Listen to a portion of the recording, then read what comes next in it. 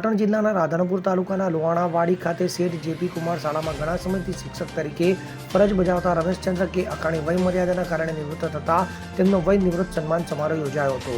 રમેશચંદ્ર કે અકાણીના નિવૃત્ત સન્માન સમારોહનું ભવ્ય આયોજન કરવામાં આવ્યું હતું. તાલુકાની જૂન 2001 થી 31 મે 2024ના સમયગાળા દરમિયાન શિક્ષક તરીકે ફરજ બજાવનાર રમેશભાઈ અકાણીની ભૂમિકા, ઉત્તમ કામગીરી, શૈક્ષણિક શુદ્ધતા અને કનિષ્ઠતાના કારણે વિદ્યાર્થીઓ, વાલીઓ અને શિક્ષકોના પ્રેમ જીતીને શિક્ષણની ધુરાને સફળતાપૂર્વક વહન કરી શાળારૂપી વિદ્યા મંદિરમાં શૈક્ષણિક, સામાજિક તેમજ ધાર્મિક પ્રવૃત્તિઓનું સંચાલન કરી વિદ્યાર્થીઓમાં રહેલી છુપી શક્તિઓને ઉજાગર કરનાર તથા શાળાને માત્ર નોકરીનું સ્તર નહીં પણ આ શિક્ષણરૂપી વિદ્યા મંદિરને પોતાનું ઘર અને પરિવાર માનનાર શિક્ષક રમેશભાઈ અકાણીના વય નિવૃત્ત સન્માન કાર્યક્રમ યોજાયો હતો. ત્યારે આ તકે ઉપસ્થિત દેશી લુહાણા સમાજના પ્રમુખ રઘુરામભાઈ ઠક્કર, દેશી લુહાણા સમાજના મંત્રી ચકનભાઈ આચાર્ય, જેપી શાળાના આચાર્ય રહીમભાઈ ગાછી, પ્રવીણભાઈ મહાલક્ષ્મી, ભાજપના રાધનપુર તાલુકાના પ્રમુખ લખદીરભાઈ ચૌધરી, શિક્ષકગણ, વિદ્યાર્થીઓ સહિત ઉપસ્થિત રહ્યા હતા. પ્રાથમિક શિક્ષક તરીકે 1987માં મહેસાણા જિલ્લાના સમી તાલુકાના ટુવડ ખાતે પ્રથમ સર્વિસ મેળવી.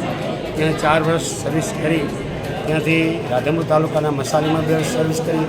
ત્યાંથી મેમદાર સેન્ટરમાં ઇન્દ્રાનગર 8 વર્ષ અને ત્યારબાદ 2001થી આજ દિન સુધી રાધનપુરની શેઠ જેપી કુમાર શાળામાં પ્રાથમિક શિક્ષક તરીકે ફરજ બજાવી છે. નોકરી દરમિયાન દરેક તાલુકાની અંદર શિક્ષણ અધિકારીઓનો, શિક્ષણના તમામ ક્ષેત્રના શિક્ષક મિત્રોનો, દરેક મિત્રોનો અને બાળકોનો, વાલીઓનો ખૂબ જ સારો સાથ સહકાર મળ્યો છે. આજ રોજ યોજાયેલા નિવૃત્તિ સમારંભની અંદર પણ બહોળી સંખ્યામાં લોકો મને શુભેચ્છા પાઠવવા આવ્યા. એ બદલ પણ હું દિલથી તમામનો આભાર માનું છું. આપનું નામ? મારું નામ અકાણી રમેશચંદ્ર કરશનલાલ, રાધનપુર, જિલ્લો પાટણ. દીપક સતવારા સાથે CN24 ન્યૂઝ, પાટણ. હવે જુઓ દેશ દુનિયાની તમામ ખબરો તમારી આંગળીના ટેરવે. ઉઠાવો મોબાઈલ અને Google Play Store પરથી ડાઉનલોડ કરો અમારી CN24 ન્યૂઝ મોબાઈલ એપ.